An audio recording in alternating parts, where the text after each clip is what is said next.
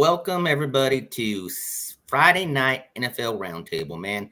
Look, we just got out of the conference championship and everything, and we got a week before the Super Bowl starts. So, as always, we get a collective of all the bright minds that we have within this industry.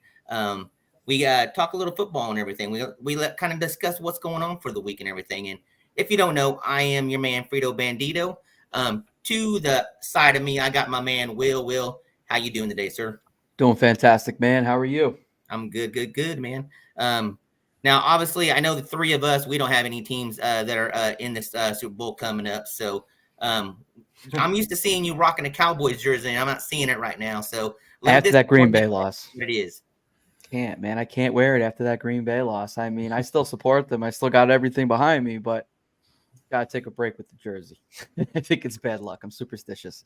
All right. So my other co-host down below me is David. David, how you doing? I see you representing. So, listen, I'll represent always. Cricket's probably a little surprised because up until this week when I got this one set up, I've been in my bedroom all season. So he's used to seeing my closet behind me and my clothes.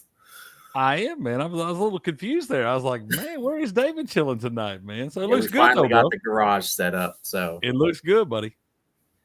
All right. So as always, every week we try to have a special guest on the show. And as you can see, the gentleman's already been talking. We got Cricket over here join us. Cricket, do me a favor, man. Just introduce yourself. Hey, and kind of let everybody know where they can find you and what you got going on today, man. Man, I appreciate y'all having me in, man. I am Cricket. I'm from sportspicks.locals.com. Do a morning show over on the Game On channel on Rumble every morning with Will, or a.k.a. Game On. It's called the Sports Morning Espresso Shot. But I work for sportspicks.locals.com for Robert Barnes over there. So we talk a little bit all things sports. So I was enjoying to be able to get in here with you guys tonight. So is football the main thing you like talking about, or what's your favorite sport to discuss? Oh, football is king. Football is always king. But I can talk a little bit of everything, man. I like to dabble in some college basketball, some NHL. I'm not big on baseball, but I get bored sometimes in that lull in the middle of the summer. So we talk a little of that too. But yeah, man, I enjoy golf. Pretty much anything on the sporting field out there, man, that I can gamble on a little bit, I can have some fun with. Tennis? My personal favorite is how he picks his hockey bets. Yeah, man. I love it. I pick my anytime goal scorers. Like I usually pick one of the top 5 favorites, and then I just find the name I like the most. I can't pronounce most of them. Like I've been watching a lot more hockey lately, and I've learned that I now pronounce all these names terribly. I'm wrong on about 80% of them, but it's been going pretty well for me though, man. It could be worse. All right. So not a big tennis follower though, right? Not a lot, man. When I start watching it, like the few big tournaments a year, I'll get to watching it, and I'll catch myself hooked in that stuff for 2 hours, man. But I haven't really figured a betting angle on it yet, so I try to stay away from it. Okay, all right. Sweet. So real quick, before we jump into the news of the day and everything, the news of the week of what's going on and everything. So as always, at Toilets to Titles, we have our playoff one and done. And man, it's been interesting. I know a lot of us have been kind of going up and down. Dennis, where are you at in the rankings right now, sir? So I finished second in week 1 and second in week 3. Week 2 is what did me in a little bit. I'm currently standing in third. So I'm right up in there. I think I'm right behind you, actually, Frito. The only problem is I didn't know who to pick last week in the Lions and the Niners game. I didn't want to miss out on some of them performers, so I played them all. So the only one I have over there is Debo. So most of my team in the final week is the Chiefs. So I'm a huge Chiefs fan for the Super Bowl. Hey, so yeah, I'm sitting at number 2. I almost put myself in a dilemma and everything because I was hoping the Baltimore Ravens running backs would be available. So I still have CMC to go this week and everything. So I think I set myself up pretty good. At number 1, he's like sitting like 22 points ahead of me. So he's already used a lot of the 49ers too. So I'm hoping that I'm going to take over that spot with the last week going in the Super Bowl. So I know, Will, are you in it, Will? I signed up for it, but was unable to make or pick my team or whatever in time. So kind of missed week 1. I just kind of sat with it. I told coach, I was like, oops. No worries. Hey, so let's go ahead and jump in and let's try to help everybody that's in these one and dones. We're going to go ahead and start out with QB. David, I think you got that. Go ahead and jump into it, sir. Yeah, listen, it's all about Patrick Mahomes, man. And the guy knows what to do in the postseason. He knows how to perform, and he's not just going to let his team down. He's not going to let them sink. Even if San Fran wins this game, I expect a close game. I don't expect a blowout either way. The KC defense should keep a bottle on Brock Purdy and the rest of that offense. CMC, the last thing we saw from him is him falling on his head and them having to put in Elijah Mitchell. I haven't heard anything about him being injured, but I'd keep an eye on it. And Patrick Mahomes, just Patrick Mahomes, man. He knows what to do, especially in the postseason. He steps up. Man, has he, man? It's one of those things that it's just kind of, I used him last week too and everything. And last week's show, we had this discussion and stuff like that. The last thing a Raiders fan wants to have right now is the Kansas City Chiefs and the San Francisco 49ers in the Super Bowl playing in our stadium. And the last thing I want to have is Kansas City Chiefs winning a Super Bowl there so they can start talking their crap and everything. So, Will, who you got? I'm going to go Elijah Mitchell. I think that the first play he played in last week's game, he scored a touchdown. I think it was in the fourth quarter, if I'm not mistaken. And I mean, he's not going to see a lot because let's face it, who he's behind. But coming in on that one play and just driving, it was a 4-yard rushing touchdown. I was in Connecticut and had really poor service, but I'm definitely going to say Elijah Mitchell is going to be a pretty solid backup this week to CMC if he sees the field. All right, Cricket, who you got, man? I think you're taking receiver, right? Yeah. Man, it's going to be pretty tough for me to call it, not knowing who y'all have taken or not. I mean, if you got Debo, you got to play Debo. Debo would be my top guy in this spot because, I mean, I just think he's going to get the volume. I think he's going to see at least 3 or 4 rushes that he can take to the house at any time. He's going to catch some passes. A little bit probably concerned last week, probably why a lot of people didn't play him. That's why he may still be available because you didn't know about the injury coming into it. But he looked good last week. He didn't show any effects of that thing. So I think he's going to come in and be a big piece. In my opinion, he's the X factor for the 49ers. So if you got Debo available, you got to put him out there because I think he's going to see the volume and have the opportunities to really get you some points. Yeah, and I wouldn't be surprised if a lot of people are using Debo due to the fact what you said. A lot of people were probably worried about what he was going to produce out on the field and everything. So I think a lot of people are going to have him. So it just really depends. And maybe if you used them the week before and everything. But I know I have him available. I am going to be utilizing him because I think he's going to produce what he did last week. I mean, he looked sharp when he got the ball and everything. Now, the one person that I will say that is going to be a factor in the game, I know we all saw him land on his head, is CMC. Look, He's going to have 2 weeks. He's going to have 2 weeks to kind of I don't think this is going to be anything to worry about or anything like that. The biggest thing I like about him is the fact that the Kansas City Chiefs defense has been playing so well and everything.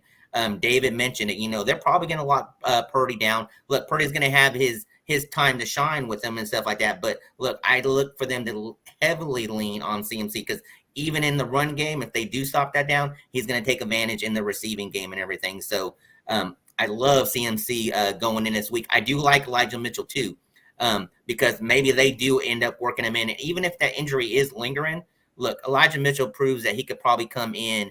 And even if he comes in for that goal line steal, I'd be perfectly fine with that. Yeah, well, you may see something where like CMC, they may want to kind of ease him into it early on. And you see Elijah Mitchell get some more carries, late in the first quarter, early in the second quarter, something like that, just to save for CMC for down the stretch. So, yeah, he could definitely have some opportunities to get you some points also. Nice. That was my pick there. I have Pacheco, so obviously I played him, but I used CMC last week, so my choice for second running back was between CEH and Elijah Mitchell, and him landing on his head and then right away sticking in Mitchell. Even though he got up and ran right off the field, he looked fine, but they stuck in Mitchell just in case. I had to plug Mitchell in just on the off chance that they rest CMC a little bit or want him going down the stretch. Because Elijah Mitchell, as much as everybody forgets about him because CMC is electric, Elijah Mitchell ain't no scrub either. He can pound it in there. So, and he's a gamble, but he could also wind up winning it for you if he comes out and has a day and nobody else has used him. 100% facts, man. Is it any concern to any of you guys? Like, look, McCaffrey, both games leading up, I mean, he's put some high numbers in it. Is there ever a concern when you see back-to-back weeks like that he might not do the same thing that following week? Not with this guy. You're talking about Christian McCaffrey. Yeah, not with this guy. the whole offense revolves around him. Yeah. You know, and he's shown that we had some questions about his durability when he was in Carolina, but maybe that's because he was in Carolina. That's a terrible place to be in, and nobody can be motivated to be out there on the field with those guys. I'm sorry, terrible organization. But when he gets to San Francisco and you got all these other studs around you, you see that guy rise to a whole other level. And I don't know, you can just hope to contain that guy. You know, you hope to keep him within reasonable numbers because he can really torch you. And I don't think there's any way to really keep him down in a game like this. No, man, I wouldn't be surprised if he's the MVP of this game if everything goes right. I think he's the person that's lining up for it.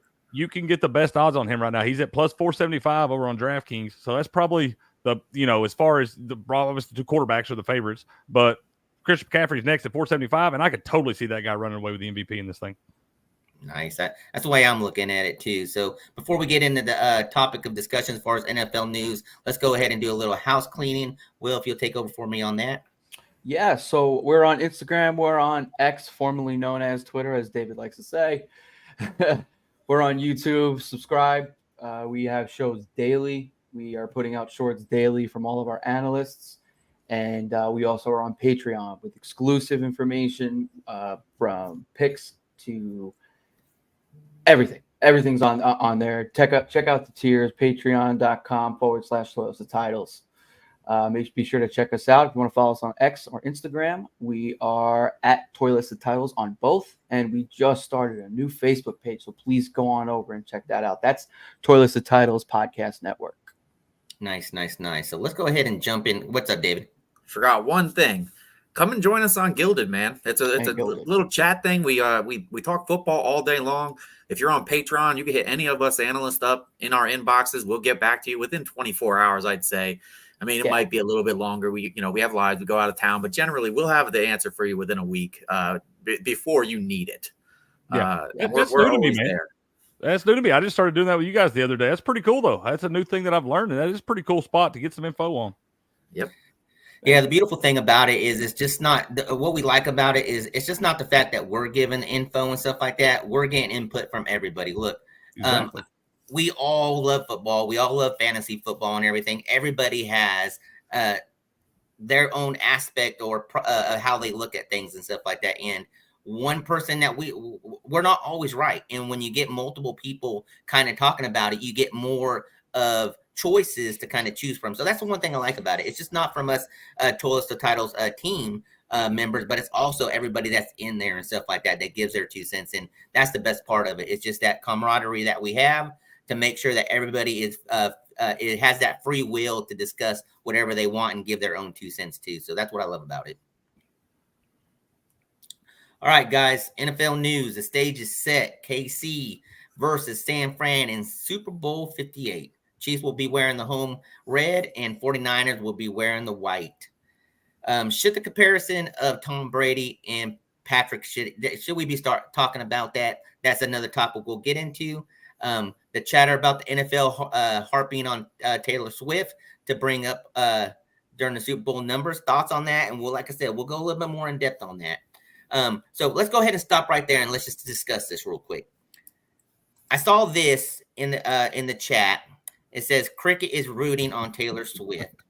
Cricket, I'm gonna go ahead and start with you, sir.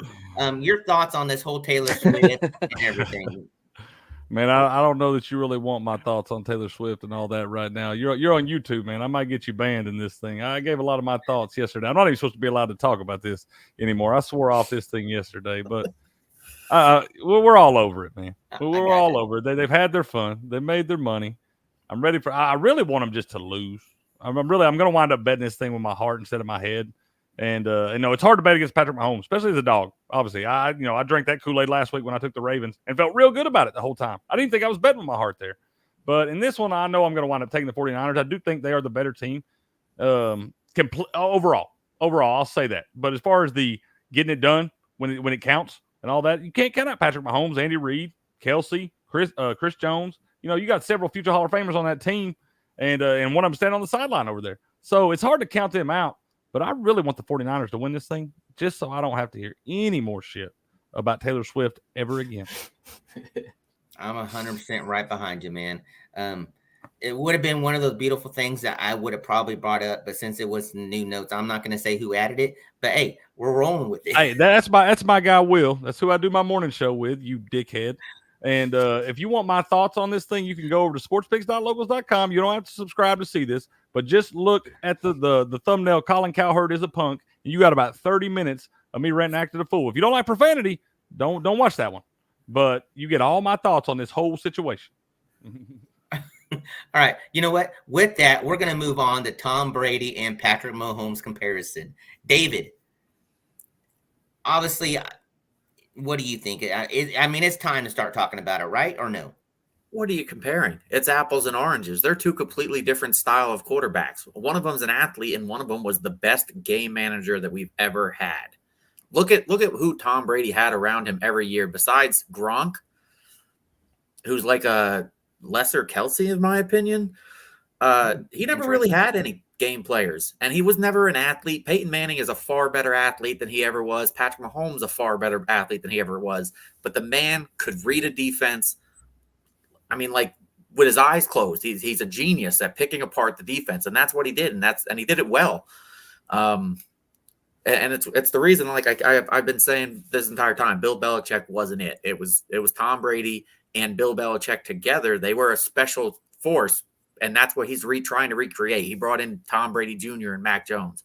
Mac Jones ain't as smart as Tom Brady. That's what it ended up being, and he's nowhere near the athlete Patrick Mahomes is. That was bound to fail. So I don't see the reason to compare them until they have the same amount of Super Bowls, and then the one with more Super Bowls or more trophies is the winner. But as far as their gameplay, I mean, they're apples and oranges to me. They could be on the same basis to me. Will. Yeah. Oh, go ahead. No. Go ahead, Will. Cricket. Look, I'm just saying, I kind of hate these comparisons when it comes to, I guess we could say different eras, but they played games against each other. Tom Brady beat him twice in games that counted right there. But it's still kind of hard to say. You could, I would love to see them both play. We'll never have a time machine to do it, but you'd love to see them both play each other in their prime on their best teams or whatever.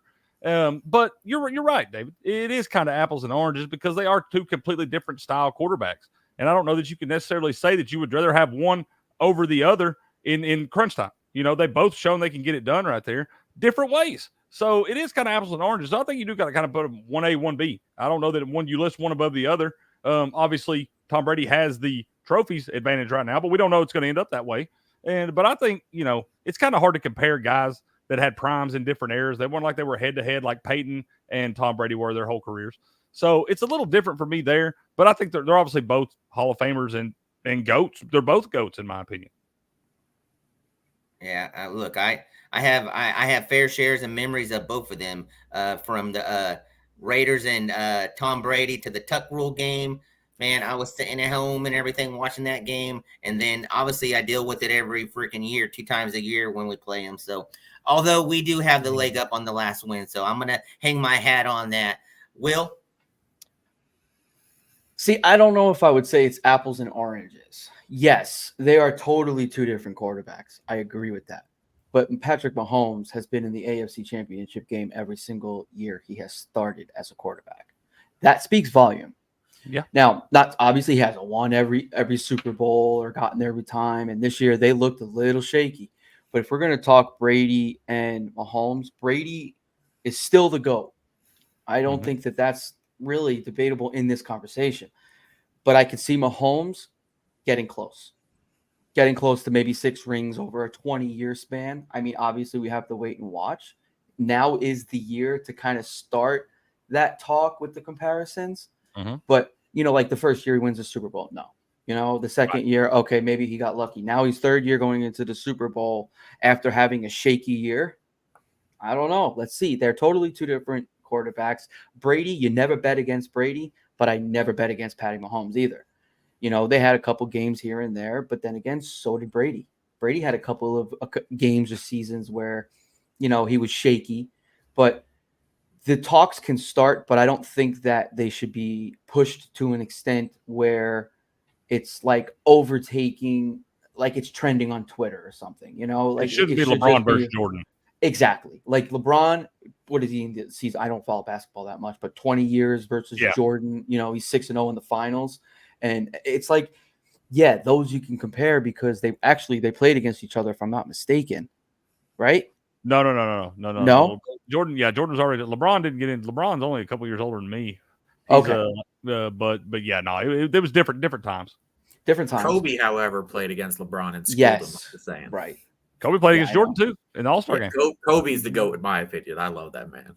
I agree with you there. I do agree with you there. But in terms of the Brady with the Mahomes, I mean, yeah, Brady beat him. Yeah, there's a lot of pros and cons. I think it's just one of those things where you just got to wait and see. Yeah, you look at Mahomes, man. His postseason stats. I mean, he's 14-3. Insane. His record in postseason. Lost 2 of those games to Brady. Lost the other Yep. one to Joe Burrow in the AFC Championship a couple of years ago. Mhm. But then his stat. You look. This is before last week. He had 38 touchdown passes and 7 picks. So I guess he threw one. So 39-7 now, and his completion percentage was like 66.8% or something. It was a couple percentage points higher than anybody else. And it's not like he doesn't have enough body of work at this point. I mean, we're talking 17 games to judge this off of now. He's 14-3. The man shows up when it's time to play. Mhm. So let me ask a question then. If as defensive players and stuff like that, who would you rather be afraid to play against, Mahomes or Brady? Which one would you be more afraid to play against, and why? Man, I'd be afraid of both of them for different reasons. You'd be afraid of Tom Brady just because Tom Brady he's kind of underrated as far as his skill sets go. People don't realize how good an athlete that guy really was, and how the reason he was able to play it nearly a quarter century in the NFL is because of the way he took care of his body in the offseason and the training and stuff he put in. So, and his brain alone right there. I mean, the way David was talking about, the way he picks apart defenses, the way he knows what's going to happen before it even happens. And then Patrick Mahomes has got the other factor where he can beat you with his legs. We've seen it. We've seen that guy make some pretty incredible plays with his legs in spots. And so I would be scared of both of them for different reasons. But for right now, simply for the fact, I guess I'm more afraid of Patrick Mahomes right now. Simply for the fact that, he's won all the big ones I've really had to see him be in. See, for me, it comes down to the situation. If you need a play where you need to thread a needle down the field with a sidearm between two defenders, you're picking Patrick Mahomes. If it's 4th and 4 and you're going for it and you need to get the defense to jump, you're going Tom Brady. He's going to get them to jump. The dude is smart. He knows how to get you. He knows, and if you don't, he's going to pick you apart. He's going to see the coverage before you got it set and know exactly where to go to. So it's just, to me, they're both great. I can't put Patrick Mahomes on his level till he's played longer, but he's on his way there. Because I do the football card breaks, and the first couple of years that I was doing it, now I stopped because he had kind of an iffy year, but it was whenever I pulled the Tom Brady, it was, hey, here's the GOAT. And whenever I pulled a Patrick Mahomes, it was like, we called him baby GOAT. So, he's on his way. I just don't think he's there yet. Well, I got a question for you guys then. Will, I want you to start, man. If you got, 2 minutes left in the Super Bowl, you got to punt back to the 10-yard line. You're down by 4 points. Field goal ain't no good, man. Who you taking? You taking Brady or you taking Mahomes to drive you down and win the game for you? How many timeouts do we have? 1. I'll give you 1. I got a perfect answer to this, but we'll go ahead. I probably would go Brady. I would go Brady simply because he reads the defense much better than Patty Mahomes does. Now, if we're talking that the receiver's going to the flat and like David said, we need to hit like a needle. Yeah, but really overall, I would pick Brady because he was way smarter than really any QB that I can remember. There's a reason he's the GOAT. Yeah, 100%. All right, so I'm going to break it down like this, okay? I'd rather have Patrick Mahomes because here's the reason why. You're driving down, and you're gonna have some plays that you get down there. But if it's 3rd and 16, what are you expecting Brady to do?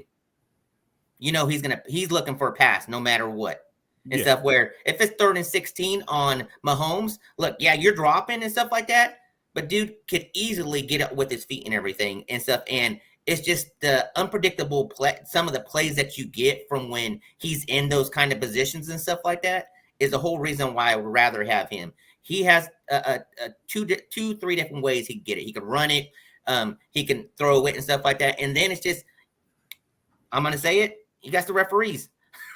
I know Tom Brady always had the referees. I started to say that they both. I don't know. That's a tie, man. That's a tie for those two squads, bro. Man, I know, but hey, I'm being recently biased and stuff like that. Right now, all I've been seeing is Mahomes. That's true. But the way you just broke that down, though, that's perfect. That goes right to say to everything we've been saying. If you need a person, an individual to make the play, you go Patrick Mahomes. He doesn't need to elevate everybody around him because he is the athlete. Tom Brady, though, he elevated the whole team around him. So you had to worry everywhere. You didn't know who he was going to. He made the team better. He never had those all-stars. What did he have? One year of Randy Moss, and that was it? Yeah, it's true. And they did break all the records? Yeah. It's literally just the man's mind is how he beats you. And what's kind of crazy is you got the two GOATs for coaches too, man. Mm-hmm. Right alongside both those guys. So I mean, there's kind of a theme there. That's a good point. It's going to be interesting when it gets to the point where Andy Reid decides to step away, and now we're having that same conversation like they had with Brady and Belichick and everything. Now we're going to have that same conversation with that, and are we going to get the same kind of result and the same kind of conversations about it? You know, maybe people aren't talking about the fact that maybe obviously Tom went down, and that was a good Tampa Bay team. I'm a Buccaneers fan, man. Have been since I was a kid. That was a good Tampa Bay team he went to. You know, Kansas City's got to do some retooling because Patrick Mahomes without Andy Reid, we may see that they kind of all need each other. Very true. Very true. All right, let's go ahead and jump into some coaches changes going on and everything. Dolphins interviewed Chris Shula for the DC job today. Not going to be too worried. The one I want to talk about is the Cliff Kingsbury news. New OC for the Las Vegas Raiders. I'm going to give my 2 cents and everything, but I want to hear you guys' 2 cents. David, what's your thoughts on this? Is it a great move or not? I think it's an interesting move. We've seen his success in the NFL compared to his success in college. So until I can see it in the NFL, I don't like it right now. They also just don't really have the weapons for an air raid system right now. They're definitely going to need a quarterback who could sling it, and I'm not convinced O'Connell is it. I wouldn't be surprised if they, well, like the chat is saying, Caleb is a Raider. Would not be surprised if they popped up and tried to move up in the draft to get him. Because otherwise they're not going to They're not going to succeed with that with O'Connell or Jimmy G. That's a mistake if they do that. It's a mistake they traded to get Caleb Williams. I'm telling you right now. I would take Drake May and I would take Jaden Daniels over Caleb Williams right now. But as far as Cliff Kingsbury goes, I don't think that is I don't think that's a bad hire, man. I like the guy. I think that they're taking some chances out there in Las Vegas anyway. But I think they're building something. I think they're trying to do it the right way. They're listening to their players right now. Antonio Pierce is going to get his shot. But it can't be a real bad year next year. It's going to be a real short leash for this guy. And they're doing it because all their studs are saying, hey, this is the guy we want. And this guy earned this, man. He went 5-4 with a real lackluster roster right there. Beat Kansas City, team in the Super Bowl at Kansas City. And his quarterback didn't get played to pass after the first quarter. So, I mean, that's a pretty big deal right there. This guy's a defensive-minded guy. He's a Raider. He's always been a Raider. And, he bleeds this stuff. And I think he's a top guy you need to be in here for this rebuild. Do I think he's a long-term answer? I don't know yet. Too early to tell. But I definitely think this is the top guy that bridges this gap. And I think bringing Cliff Kingsbury in there, like another guy that's got all kinds of experience, I don't think it hurts you. No, see, now we're going to have a debate, Cricket, later on the Drake May, Caleb Williams argument. I agree with you there, though, that in this system with Cliff Kingsbury, Drake May would be the better answer than Caleb. I think that Caleb's probably the better athlete, and in most of the systems in the NFL, he would be the better choice. But in this, with Cliff, Drake May would be the answer. It doesn't come down to physical attributes for me for Caleb Williams at all. It's all about attitude for me. And or don't even sell off. Honestly, I think Michael Penix would be great in an air raid. The only thing that worries me about Michael Penix is the injury history, man. He's got four season-ending injuries at Indiana, so that's the only thing that worries me about that guy right there is that I think he could wind up. You're going to take some licks. There's some big dudes out there running around real fast in the NFL, so that's the only thing that worries me about him. But I would take Jaden Daniels over Caleb Williams. Will. I don't know enough about Kingsbury to really kind of comment on it. So, okay. I'm gonna go this one out because I'm not sure. No, you're good. You're good. I'm gonna go this route. I was driving back from Lubbock, and I had to pull over and get some gas and everything. And for some reason, the in-car machine wouldn't work outside. So I went inside, and I'm paying gas, and I hear right behind me this old man. He's probably about 60 years old, and he goes, "So did you hear the news about the Raiders this morning?" And I turn around, and I'm like, "Yeah, I signed Cliff to the OC." And he goes, "So you think it's gonna work?" And I'm like, "Man," I go, this is the way I look at it.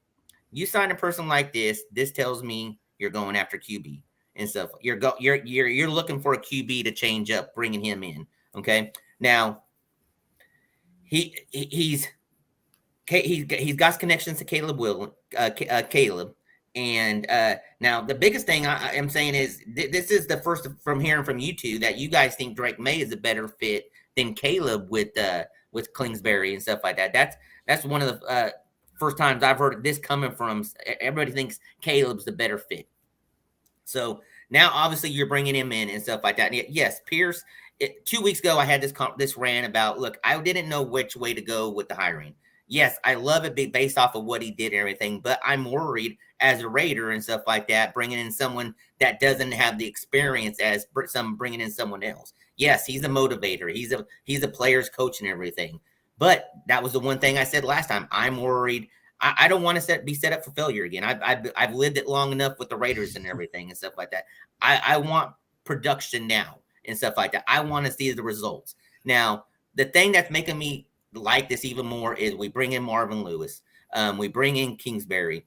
I mean, look, we're bringing in there's talk about Hugh Jackson even coming in and everything. Look, we got our defensive coach that kind of helped the Raiders. If I remember correctly reading, the Raiders, the last 10 games of the season, their defense was number one with all their plays as far as where they ranked towards the end of the season with those last 10 games. So we saw the turnaround on the defense. We just didn't see it with the offense. You bring in Kingsbury and stuff like that now. Yes, air raid and stuff like that. Are we going after Williams, or maybe are we going to do some numbers to try to get Justin Fields in? I mean, there's tons of options that we go and everything. I think I would love to see Caleb Williams. Look, they're making these moves because we're going all in now. This is Las Vegas. We're placing all our chips in the middle of the table and stuff like that. This would be the perfect time to do it. Now, I know we might have to give up 3 firsts if we're going after Williams and everything. I don't know if I'm all in on that, but man, this is the time to do it and stuff like that. I'd rather have Caleb or Justin Fields and Drake May. I haven't followed Drake May much. You guys might be a little bit more as far as info as far as Drake May and stuff. This is Las Vegas, man. I want that next from Mahomes. Is that Caleb? I know you can't say if it is or not and everything, but it's good to have these coaches that's going to be surrounded around Pierce and everything to really make a run at it and stuff like that. We're going to have to see where the chips fall. Cricket, I know you want to say something. Go ahead. You better hope you don't give up 3 first-rounders for Caleb Williams, man. If y'all do that, bro, you may not get a title in your lifetime. I hate to say it to you, bro, but please, for the love of God, call somebody, man. Put in a comment box something. Tell them, do not make that trade, bro. Man, that's the beautiful thing about it. I can't make that call. I know, man. I mean, and I hope for y'all's sake they don't do that to you, man. Do you think that's what it's going to take to get that first? I don't think any player. I mean, even if you get a Hall of Fame player to give up 3 first-round picks, you could have 3 All-Pros right there. I mean, it's just hard to say that. I mean, one guy you don't know. Nobody's surefire. Nobody. Nope. Peyton Manning wasn't. No. I mean, Tom Brady went way deep. Brock Purdy, that's about to start the Super Bowl, was the last pick in the draft. So there's nobody that's a sure thing. And it's like, to give up that much for that guy, when I've seen the attitude, I see him pouting on the sidelines. I'm not seeing him do anything. I've seen him lose to teams that he should not lose to. But his team's got way more talent than. And then I see him get pouting, and all he wants to do is go home and cuddle with his dog and stuff after. I don't like this guy's attitude, man. This is not the guy I want lead my franchise in my city. Certainly not for that cost. No, and like I said, this is going to be the topic of discussion until it happens and everything. And I'll be honest with you. I mean, look, if we go and get him, look, I'm going to live with it and stuff like that. And I'm going to hope it's the right move and everything. Oh, yeah. You got to cheer for him if you get him. But I wouldn't mind Jaden Daniels. I wouldn't mind him at all. I wouldn't even mind Justin Fields and everything and stuff like that. Because with Justin Fields, you're not going to have to give up as much and everything. You might be looking at maybe a second. I don't think we would have to give up any first for Justin Fields. Am I wrong in that? I don't think. No, I wouldn't think so. Not for that guy right there. That's what I'm saying. I think Chicago. They got to make a decision. They got to figure out if you're sticking with this guy or if you're going to take a quarterback, because you got to take a quarterback with that pick at number 1 right there. And if you don't, if you take a quarterback and put him behind it's different. Like when you do it in Green Bay, where you put him behind Jordan Love behind Aaron Rodgers. You're not really gaining anything by putting a rookie quarterback behind Justin Fields because they're both still learning. So it's not like that guy's teaching him anything that like Aaron Rodgers would have been teaching Jordan Love. So, I think Chicago's really got to make a decision and decide if they're going to keep Justin Fields or move him to try to pick up maybe some more draft capital or something after that. But you're going to see a weird deal in this before this draft happens. Probably maybe a 3-teamer or something weird like that. But you're going to see some weird stuff go on. All I know is did Chicago. See an article for that based on if they're going to trade Justin Fields or not, what the value is. And obviously it's all perspective because you don't know who's going to come in at what spot. But based on where the average person is with these picks, it would actually be more beneficial for them to keep Justin Fields and trade out of the 1 spot. Based on all of the different calculators and numbers that the people use. Now, again, that all depends. You could end up the next year getting somebody who flops like Rosen did, or you could get, you could swap back. They could swap back to number 3 and pick up Marvin Harrison Jr. this year. I think it's way better if you do something like that if you're Chicago, because you can pick up a couple more picks with that or something to trade that. You get a lot for that first pick. And if you got other holes to fill on that Chicago roster than just the quarterback spot. And this is kind of what you did a couple years ago when you took Justin Fields. And, you didn't put anybody around him. So you're going to do that same thing again with a new quarterback and bring him in who doesn't have the experience in the NFL. That's not going to be any good for you. You're still going to have a learning curve. Not everybody's going to CJ Stroud it. And so if you do that, you can trade back, pick up a guy like Maserati Marv, and then maybe pick up a couple more picks, maybe pick up some hole fillers there, build that roster, make it look a lot better around Justin Fields. Because I'm sorry, but Justin Fields, I know everybody's not a big fan of him, but that guy's gotten better since he's been in the league. He's gotten progressively better. He works hard, goes out there, lays on the line for his guys. You don't hear anybody in the locker room bitching about him. I don't think you want to just jump ship on this guy yet. No, that's why I wouldn't so much mind having him and everything. So that's why, look, I made a long, I went in depth and stuff as far as, Williams, just to make a topic of the show. But, man, I wouldn't mind having Fields and stuff like that. And we wouldn't have to give up as much and everything. So that's the beautiful thing I love about it. So, All right. So I'm going to go over the other coaches. Commanders, Dan Quinn. We all know he's with the Commanders now. Panthers has Dave Canales. And the Seahawks, Mike McDonald. Will, Dan Quinn leaving the Cowboys. Hate everything about it. And especially what makes me hate it even more is the fact that he went to Washington. Yeah. Why did you stay within the division? Like, now you have Kellen Moore with the Eagles, who is my number 1 hated team in all of professional sports, which he doesn't scare me. I didn't like Kellen anyways. But DQ, head coach, Washington, he's going to change that team around. He's going to completely change that team around because it's Dan Quinn. Look what he did with the Cowboys defense. Imagine what he's going to do with the whole team. I mean, I don't like it whatsoever, but it is what it is. Who are the Cowboys going to fill for the defensive coordinator? They haven't even hired anybody yet. So, like, that's also part of the equation, but we'll see. I guess that's another waiting thing where I got to sit and see. I just hate that he stayed in the division, though. Hate that. Have you seen all the stuff he has to work with? 2 coming in as new head coach. You got number 2 overall pick, 5 picks in the top 100, 9 picks overall, and then over $70 million in salary cap space. They got $70 million in salary cap. They can buy makes me hate it even more. I'm sorry, bro. That is rough. Okay, Listen, David and Crick, let me ask you guys a question real quick. So, yeah, look, they got rid of Ron Rivera. Are you surprised they went with Dan Quinn, almost like the same kind of coach and everything, instead of going this youth movement through with coaches and everything? Any aspect as far as that, David? I mean, they're the same. If you want to go offensive or defensive minded, they're the same coach. Otherwise, they're completely different. Ron Rivera is old school, strict kind of guy. Dan Quinn is open he listens to his players. He's there. The players love him. I don't think I've ever heard many players anyway say how much they loved Ron Rivera. he's a strict old school guy. Like, I could see him if he wasn't a coach, he'd be a Catholic preacher.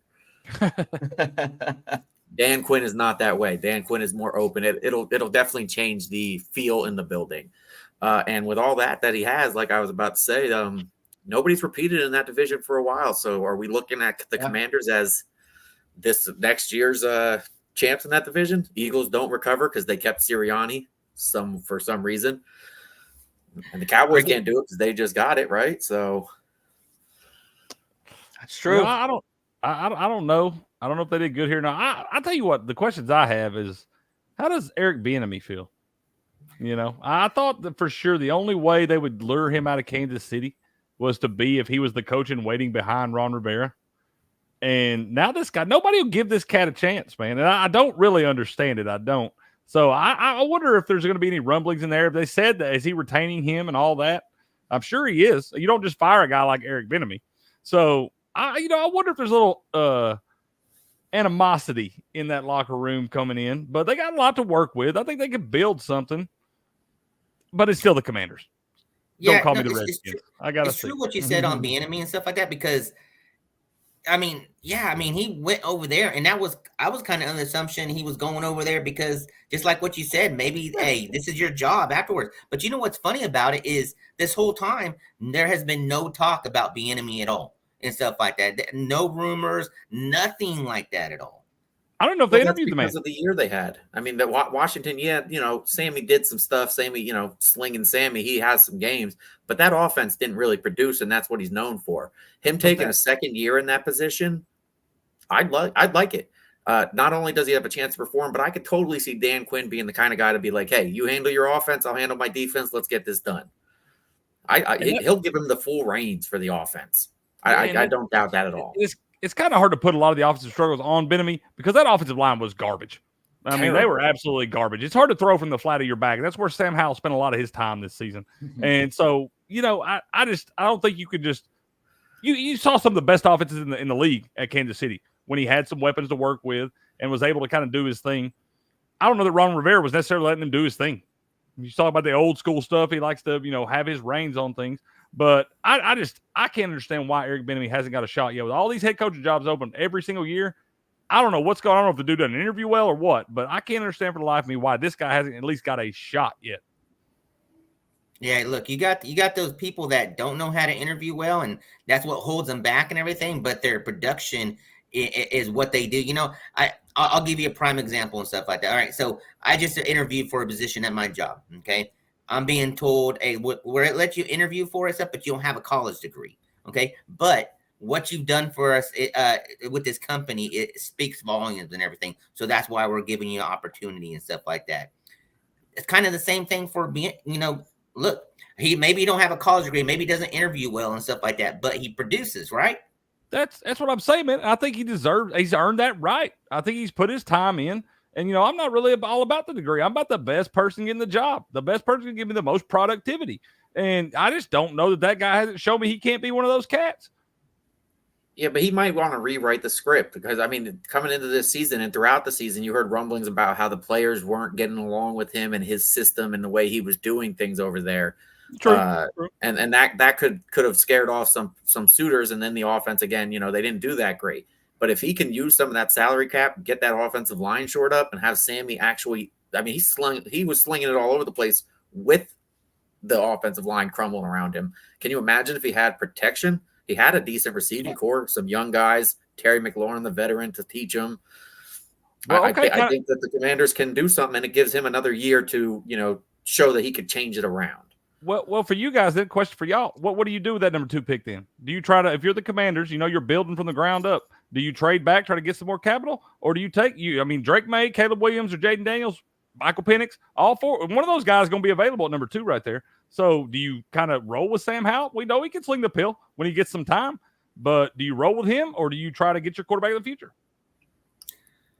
Man, with Dan Quinn taking over and stuff like that, you would like to think, you know what, let's roll with Sam Howell and let's get some more picks for this and everything, because there's a lot of people that want to move up jump. They want to jump ahead of New England. They want to, look, there's opportunity there. So they could get a good haul, even though it ain't the number 1 pick. They could get a good haul for number 2. So with him being a defensive coach, you would think maybe it's the same route that the Texans went through last year and everything. Look, they went their route and everything, and then they traded back up. They could set themselves up for that same thing and everything, and not worry about drafting one of those top 3 there, and maybe falling back and getting peanut. I don't know, his name slipped on my name. Even Bo Nix. I mean, there's tons of opportunity and stuff like that you could even drop back to if you want to. So I if it was me, I'd ask Eric. I'd ask him, hey man, what do you feel? Do you think you can make Sammy be what we saw Sammy as being? And if you think he can, trade back, get one of those top offensive linemen, those top tackles, Joe Alt, somebody like that, or even a beast on defense, one of those top edge rushers, or another weapon. This wide receiver class is ridiculous, but you could get so much draft capital to let somebody swap up and get ahead of New England for sure. And Will, I want to hear your thoughts too, man. Real quick on that point, though, man. That's the way you kind of crush some of that animosity too. If you go to Benjamin and you say, "Hey, man, what do we do here at 2? Give me your advice. Do you think I can work with this guy? Do we need to draft another quarterback? Give me your opinion. You've been here for a year. You've seen these guys. So I think that's the way you can kind of crush some animosity and earn some trust right there. What do you think, Will? You guys said everything I would say. So I mean, I don't know. I don't really know. I wouldn't be able to add to anything that you gentlemen said. All right, Arthur Smith, new OC for the Pittsburgh Steelers. Yeah, I'm going to leave David last, so Craig could go ahead. Now, David, go ahead, man. Give me your. Listen, I saw that note wasn't on there, and that we had put some OC notes on there, so I stuck it in there while you were talking about the hire for the Raiders there. I'm not 100% sure how I feel about it yet. I look at his history. I look what it said, see what he did with the Titans. When he was with them, they were a top rushing team every year. They drafted Derrick Henry, and he became the beast that he is. And then we look at what he did last year. He had all these weapons, and he faltered. And my issue is, a lot of people are going to say it's because they didn't have a quarterback over there. And so, hey, if that's the issue, great. That's all we need. But that's the same issue in Pittsburgh. Do we have a quarterback yet? Do we have somebody who's going to step up and be the next quarterback there? Because I'm not putting my faith in any of them right now. Which is why I'm a fan of the Steelers going ahead and trading and getting Justin Fields. I'm down with that. If they could get Justin Fields with the weapons in Pittsburgh, the offensive line was looking better this year. Let's go. I'm ready. And I hate Ohio State quarterback. Just so we can throw that out there. That's gonna feel rough for you, man. Cheering for that guy. Go ahead, Cricket. I'm not an Arthur Smith fan. Well, I never have been. I thought he was a dead man walking in Atlanta for a couple years now.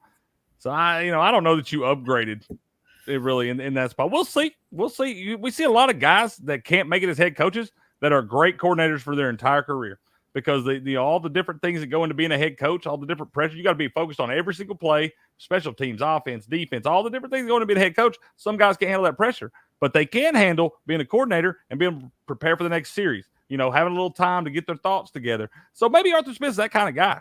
And if he is, then you did well. I mean, we saw, like you said, what he did with Tennessee, but I also saw what he did with Atlanta and guys like Desmond Ridder down there. I don't know. Justin Fields really makes it that much better because, similar styles in the way they use their legs to make plays on the outside. I don't know that really fits into his style. What you saw him be successful with was a guy like Tannehill. So maybe you're better off with a Pickett. I don't know that you got to rule Mason Rudolph out because when I saw him get some chances this year, sorry, but I hate to say it. I know you drafted Kenny Pickett the first round, but Mason Rudolph looked a lot better than Kenny Pickett did in spots. So go Pokes, I don't know. Baby, I don't hate it. What's that? I've been a Mason Rudolph fan since we got him. I can't remember the receiver we picked up with him in the same year that they were teammates, and they looked every time like I knew if Mason Rudolph came in, was he it was Blackman? going to it. No, it was gosh dang it. I know what you're talking about. It's slipping my mind and stuff like that. Damn it, now you're gonna make me be thinking about it this whole time and everything. I'm gonna have to look it up later. But I the way you explained that, it kind of reminded me of a lot of receivers are the same way. Juju Smith-Schuster, when he had AB on the other side of him, he's not a number one receiver. He's not. But when he had a number one receiver with him, he was fantastic. That's the same way you were saying with the DC. Maybe he's not a head coach. Maybe he is just a coordinator. No. Huh? Roy Williams? No, I'll find it. dang it, that name's coming to mind because he went to the Cowboys too and everything. Look, when it's all said and done and everything, they bring in Arthur Smith. Are they looking for another QB to come in and to have competition with Pickett and Rudolph? David, do they pick one up in the third round or say something like that? No, you trade for a veteran or the Steelers aren't going to move up high enough in the draft for a starter, and none of the ones that they can get where they're at, to me, are heads and tails above what we already have. I mean, there's a shot, obviously, that one of these mid-tier quarterbacks in the first round could be that. I'm not confident enough that I'm going to throw, pick one for that. I'd much rather go get Justin Fields, who's shown improvement, or Kirk Cousins would just be, we're going to the Super Bowl with Kirk Cousins. With that roster and Kirk Cousins, Super Bowl. Well, I was going to say that. Can they afford Kirk Cousins or Russell Wilson? I don't know if they could afford Kirk Cousins. The bigger thing is I don't know that Kirk Cousins wants to leave Minnesota. His family loves it there. I think he has a trade clause where he gets to pick where he goes, and if he doesn't like it, he don't have to go. I think he loves Minnesota. I think he's going to go back there. He showed enough last year before the injury. He probably will take a little bit of a deal, make a little bit less money because he's coming off such a serious injury this late in his career. We probably have a better chance at Russell Wilson. And I'm not sold that Russell Wilson is out of the league either yet. I'm not sure that Russell Wilson, though, will get a Super Bowl either. You don't want that. That man, Russell Wilson is. You don't want that, bro. I think a lot of people talk about him going to Atlanta and stuff too. I think Russell Wilson's better days are behind him for sure. He's got his mind on other things, man. You could tell. Oh yeah. I know there's been talk of him going to the Raiders. Oh hell no. It was James Washington. James Washington. There you go. Yeah, they both got drafted the same year out of the same college, and I was like, "Oh, look, this is our future." And Oklahoma State, right? Huh? Yeah. Oklahoma State. Go Pokes. My daughter graduated there, so I'll back them 100%. So that's fair. All right, guys, we're going to jump into a little playoff performance, underperformers, or as expected. I'm going to list a team down here and give me your take. Detroit Lions. David. Are you asking if they overperformed or underperformed their expectation? I mean, they overperformed. I don't think that the Lions have anything to feel bad about except for that, 15-minute third quarter where they completely fell apart and let the Niners do what the Niners do. But nobody expected the Lions to be there. They expected them to get mown down. They didn't expect them to win the division. I mean, some people did, but there were still rumblings of Minnesota and Green Bay. I love Dan Campbell, though. If they want to get rid of him, I'll take him in a heartbeat. Well, he can come over and coach for the Steelers anytime he wants. So you weren't worried about his play calling?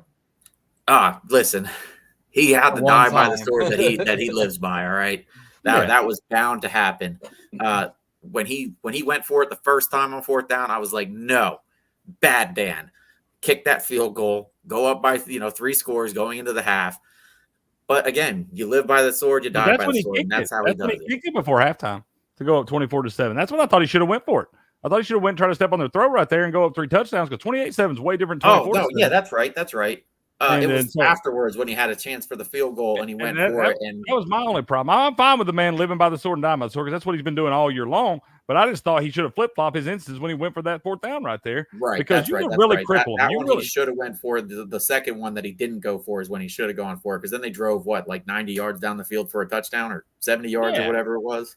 And he'll learn a lot from them. And Dan Campbell strikes me as the type guy that learns from his mistakes. And he got those guys ready to run through a brick wall up there. That city, you saw how rejuvenated that city was for the first time in 3 decades, man.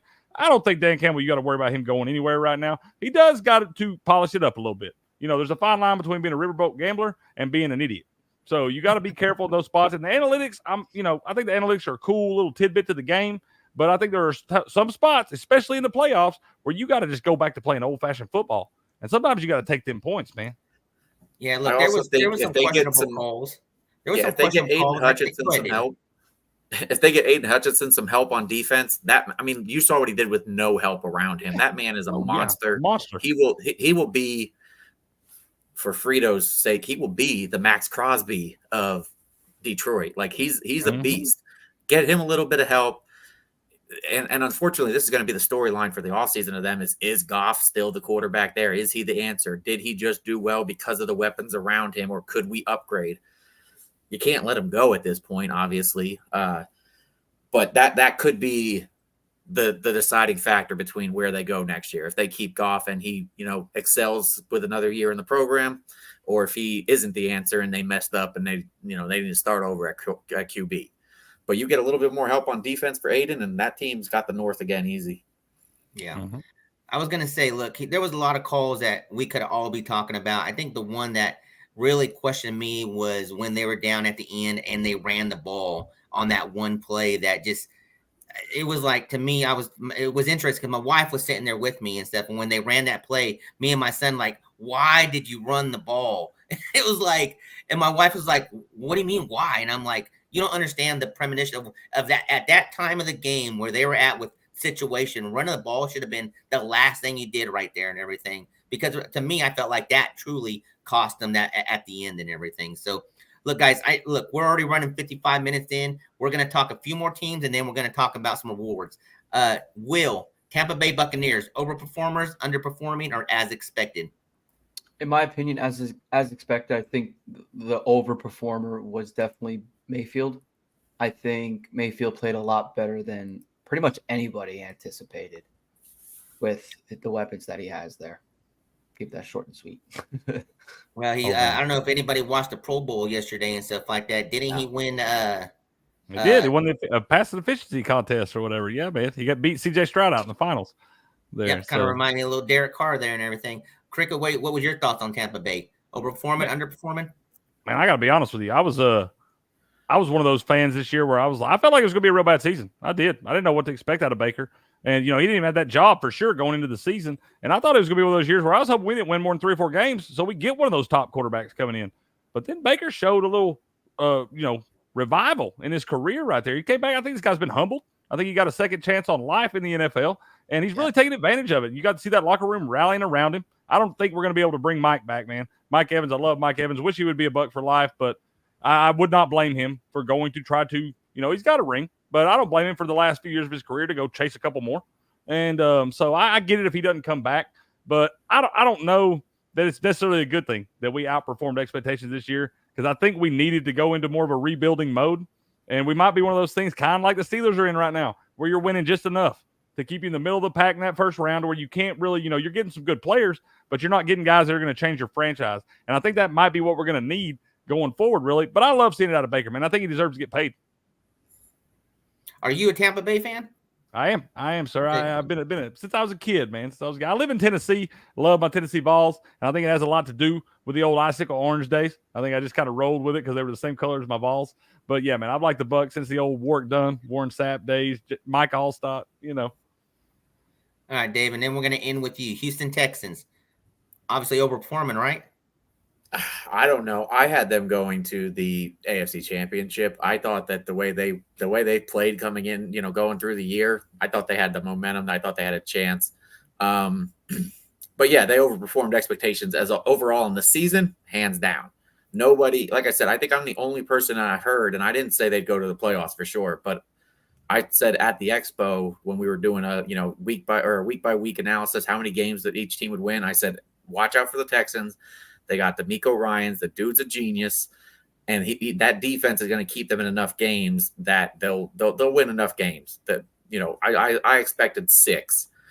I didn't expect the playoffs. I didn't expect the division. That was crazy. That was awesome in my opinion.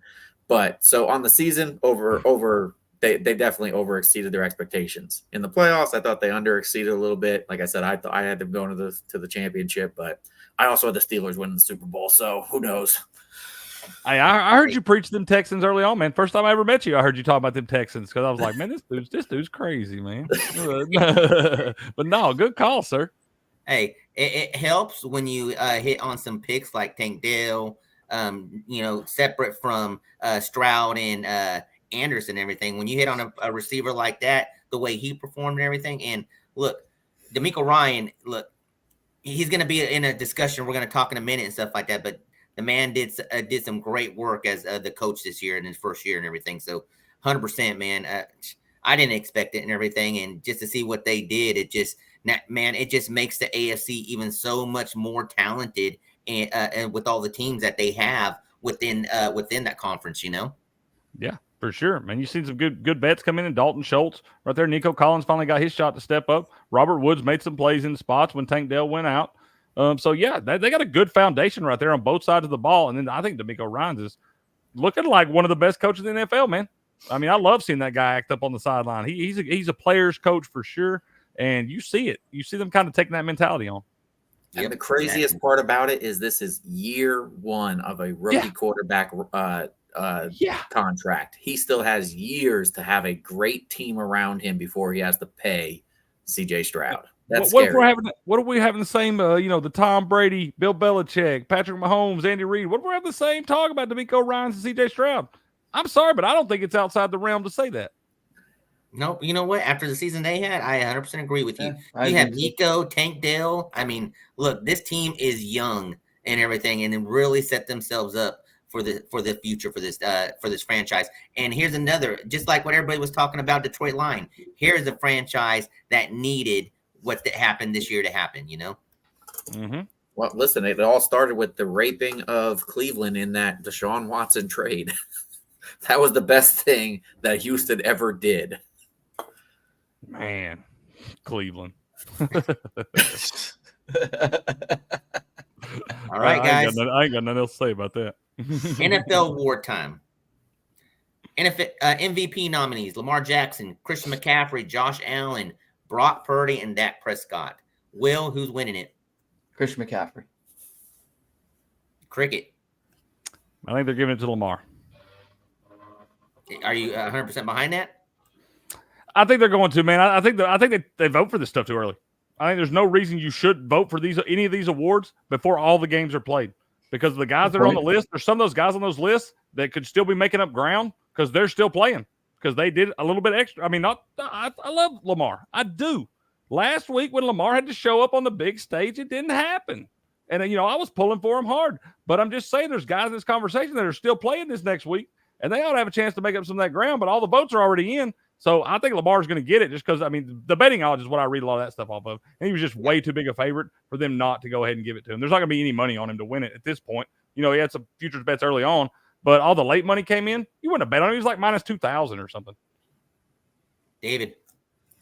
Yeah, unfortunately, I think it's going to be Lamar, which makes me want to vomit in my mouth because I hate the Ravens. I hope it's Brock Purdy. It should be CMC, but unfortunately, this ends up being a quarterback award, though, which is horrible because I think it should be CMC. But if it's going to be a quarterback, I hope it's Purdy because I hate Lamar Jackson. Yeah, I'm with Will 100%. I wish it was CMC because that to me is the most valuable player in football right now. Hands down. You take that guy off that team. I don't think I see the 49ers this weekend. Now, granted, if you take Lamar off of the Ravens, any of these MVP candidates, you take them off their team, obviously the team gets drastically worse. They're best players in the league. But I don't know if anybody's more important to their team than CMC is. I don't know. Have you ever seen the Steelers without TJ Watt? It's pretty bad. It's true, man. That's what I'm saying. We don't ever hardly get defensive players in this conversation. Every now and then it happens. But there's a lot of those game wreckers out there like TJ Watt that you see the teams fall off a cliff when those guys go out. And I think there should be more of those guys in the conversation as well. Yep. I agree, man. Look, Cricket, you made a perfect example. Look, they shouldn't be even voting about this until after the Super Bowl. This should be one of the things where the playoffs are included because, everybody was talking about Lamar, but man, after the game this past week and stuff like that, it's like, how can you give it to him? Right. I wouldn't vote for him. That's what I'm saying, man. It's like giving the Heisman Trophy out before the college football playoff. What kind of sense does that make? I think it needs to be adjusted to either after the Super Bowl or before any of the playoffs. When every team has played exactly the same amount of games, this is what you did. This is the body of work because you're giving these other people that chance. It's a good and a bad thing. If the best player in the season didn't make the playoffs, he's not going to become the MVP because he didn't have those extra weeks of play. Even if he had the best season, if you're making these awards for the regular season, vote on them after the regular season. Tell us before, we can get all that stuff in. You can vote on that last 3 weeks or whatever and get all in before the playoffs. But if it's for the regular season, tell me that. Don't tell me it's the MVP of the league when the MVP of the league isn't even playing in the biggest game.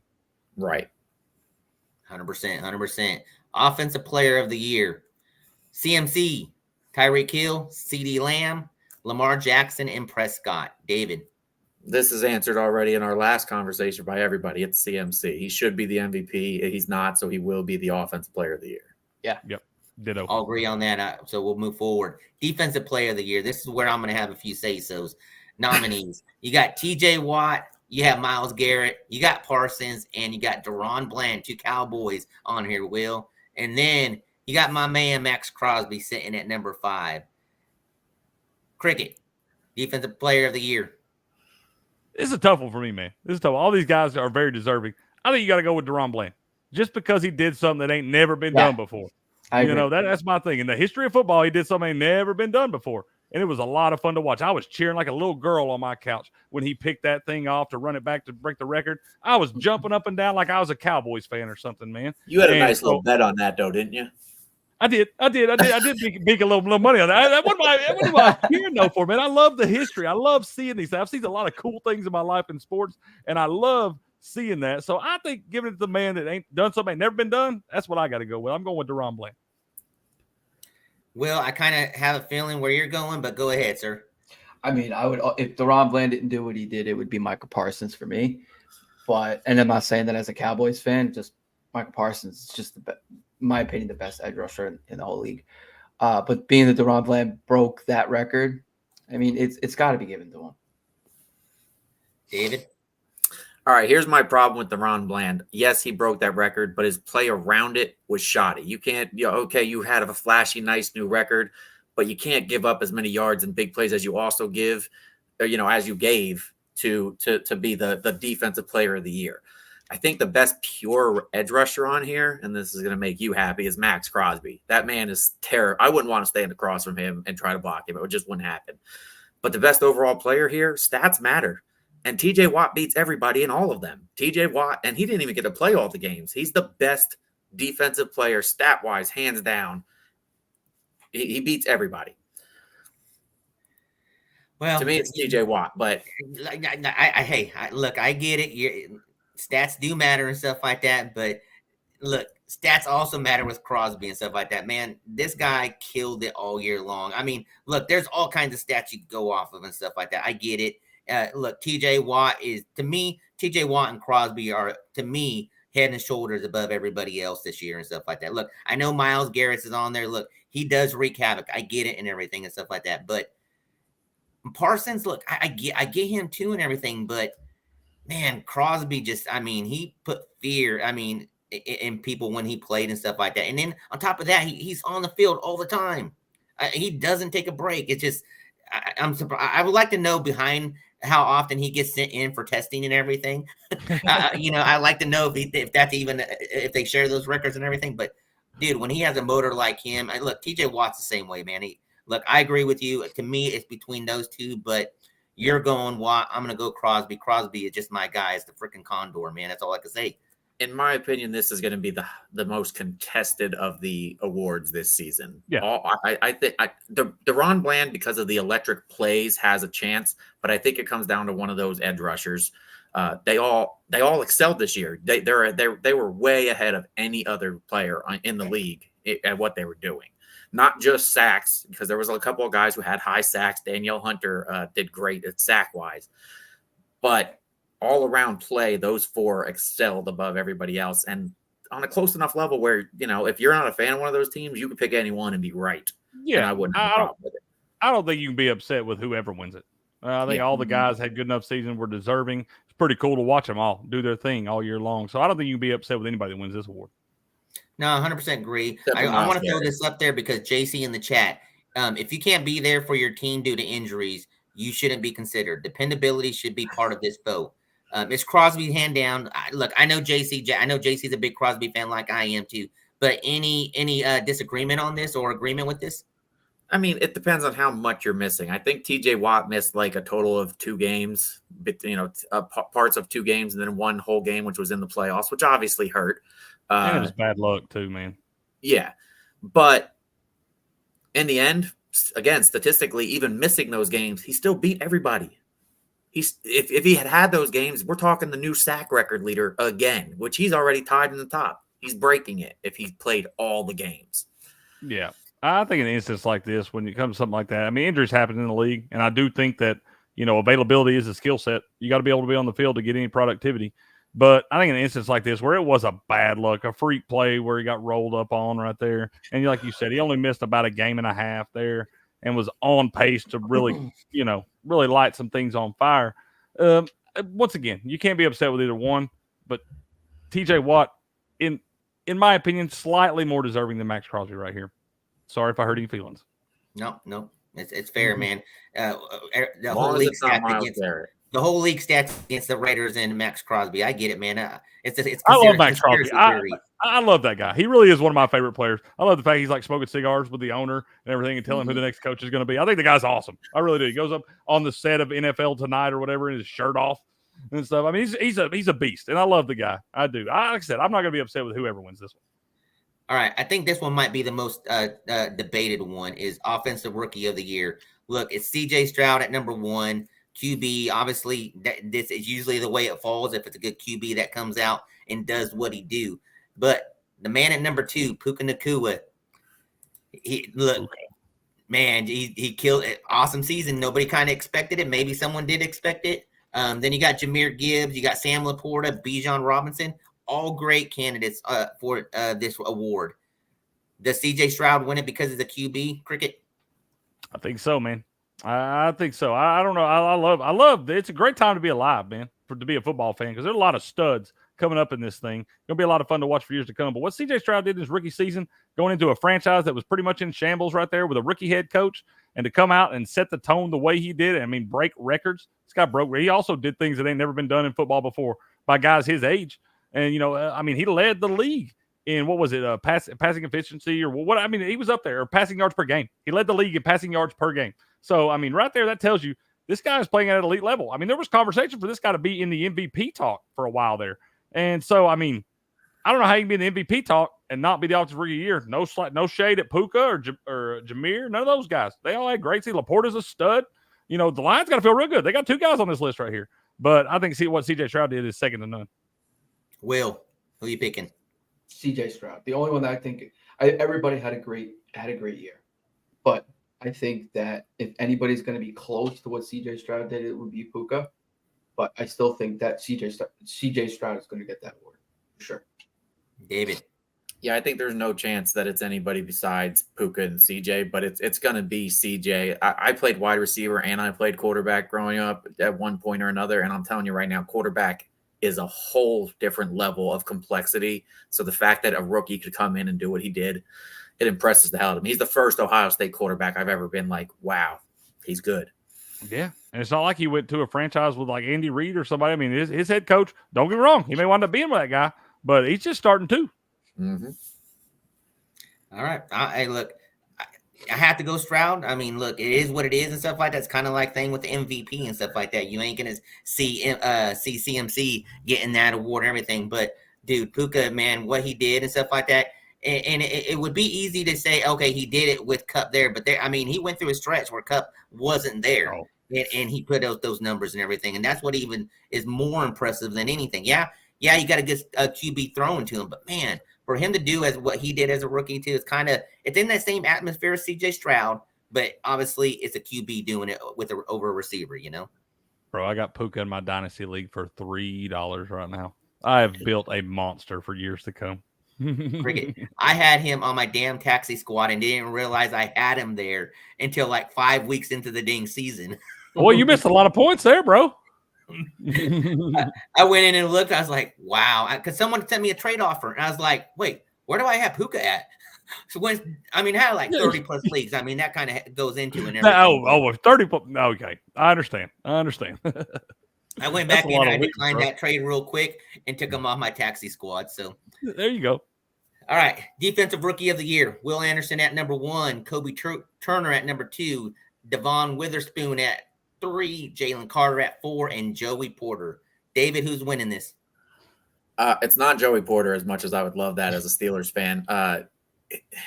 He's got to get a little bit less, I don't want to say aggressive, but he's got to watch his penalties. There were definitely plays where he had a play on the ball and he went a little too aggressive. penalty, gave him the yardage. I think it comes down to Will Anderson Jr., although realistically, I think it would have come down to the guy who New England picked up. If he didn't get Christian injured Gonzalez. in like week, that man was dude's a stud, bro. Yeah, but it's Will Anderson otherwise. Cricket. I agree. Devin Witherspoon had that little flash early on. He got that pick six on what was it, Sunday Night Football, Monday Night Football, whatever, the 99-yard pick six. But he's going to be a player too. But I think it's got to be Will Anderson at this point. Just get an overall body of work right there. Joey Porter, I like seeing him bouncing that thing there, but made a lot of mistakes. Still a young guy. Still going to have a good career, but just a young guy right now. But yeah, no, I think it's Will Anderson Jr. Will, you on the same page? Yes, sir. Now, I was gonna say, look, I'm on the same page, but David already hit it. If Christian Gonzalez didn't get injured and stuff like that, to me, he would have been one of the people that we're talking about right now. When the Raiders didn't have the opportunity to draft him, oh my God, it just like broke my heart and everything last year because that's who I wanted and stuff like that. I just needed another Gonzalez in the NFL playing for the Raiders. So, bro, I didn't realize how good that guy was. I think he kind of, I know he played at Oregon, was out there. He played on some big stages, but I didn't realize how good that guy was. He's a football player. Oh yeah, man. I'm excited to see him come back. Even though I don't like rooting for the Patriots, I want to see him succeed. I want to watch him play every freaking week, man. Likewise, sir. All right, I'm interested about this. What your input on it? Comeback Player of the Year. Damar Hamlin's at number 1. Baker at 2, Joe Flacco, Matt Stafford, Tua. Does Hamlin deserve to be in this conversation? No, I don't care who's feelings I heard by saying that. Don't care. I'm sorry, but part of winning an award is being on the field. I understand it's a great story, bro. It is. We're all thrilled that you are alive and still with us, man. But you weren't out there on the field, man. And most times I saw you out there on the field, you were making mistakes. You were causing problems for the team. So I don't know how you can be considered for any like top tier award. Guys like Baker Mayfield and Joe Flacco, they come out, played the whole season because that's part of it. Make it through a whole season, the rigors of an NFL season, the ups and downs and the injury stuff and everything. Make it through that's part of winning these awards. And I still think you should have to play 60% of the snaps before you even be considered for any of these things. And so I love the deal with Damar Hamlin. We're all glad about that. But I don't think there's any way that guy should get this award. And they're going to give it to him. Yeah. And I feel bad for saying this. It's a joke if they do give it to him and stuff like that because of the story and everything and stuff like that. You shouldn't feel bad for that, man. You should not. I know. I'm sorry, and I know there's a lot of people going to get their feathers ruffled, but you should not feel bad for that because it's about playing the game. And that man has been out there for about probably 6% of the snaps this season, and there's no way you can tell me you deserve an award for that. Sorry, you got the award. You lived. Yeah, David, you want anything to add to that? It's the same thing with Joe Flacco. I mean, Flacco did great things for the 5 weeks that he was playing, but he only played 4 to 5 weeks. This is between Baker and Tua for me. And I think Baker gets the edge for me because he had less of a team around him to do it. Mm-hmm. Nobody expected Baker. Everybody expected Tua. In fact, they kind of disappointed because people had them winning the division and they faltered at the end. So for me, it's Baker. It's going to go to Damar Hamlin. That's just what the league's going to do, but it's not right. Yeah, I mean, I said the same thing about Flacco. Everybody said this is what this award's built for. You're supposed to be a comeback player of the year, but it's like, man, the dude didn't show up till week, 16, 15, right. 16? If you stick me in there after sitting for 12 weeks and being healthy, I'm going to look great compared to these guys who have been banged up all season. Because I promise you start Joe Flacco in week 1, he don't make it to week 18. Right. No, the Flacco that showed up that last game is probably what we saw at week 4, week 5, if he started out the season, to be fair. You saw him start hot with the Jets last year. And then by week 4, they're ready to start Zach Wilson. And we know how good that guy is. Will, you agree with that? Yeah. All right. Yes, sir. Last one we're going to discuss. Will, I'm going to let you start this one out. Coach of the Year, DeMeco Ryan, Dan Campbell, Stefanski, Kyle Shanahan, or John Harbaugh?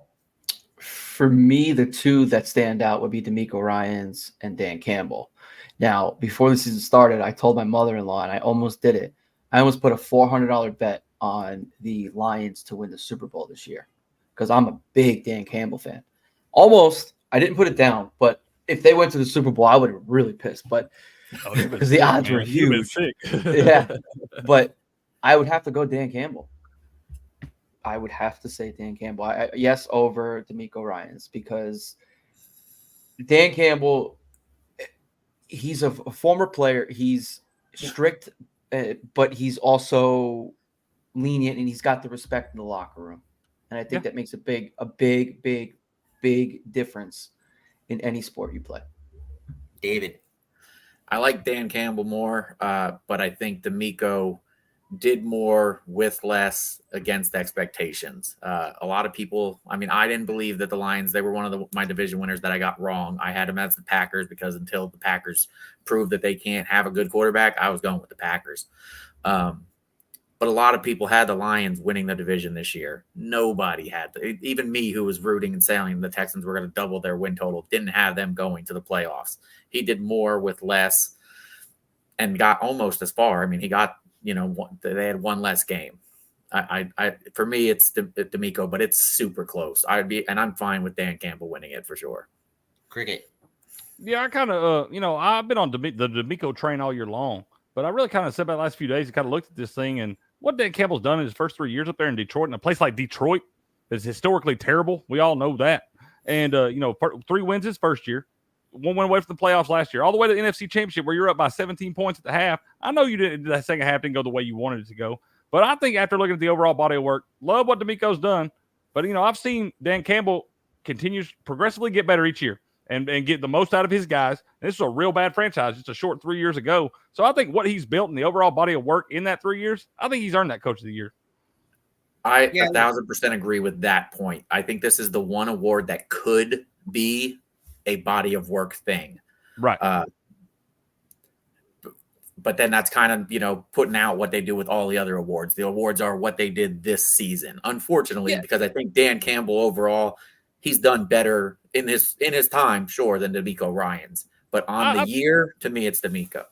And I think as far as Coach of the Year goes, I think you can look at the overall body of work, especially these guys that are in the first 4 or 5 seasons, something like that. A player is different because you got different guys around you each year, so you got to go season to season. But this coach is having to control all this chaos each year, and the way he came into a franchise that was in shambles and was able to turn it completely around and get you from 3 wins to the NFC Championship in just 3 short years right there, that's very impressive to me. And I just think this is one, like you said, David, you can put the body of work factor into it.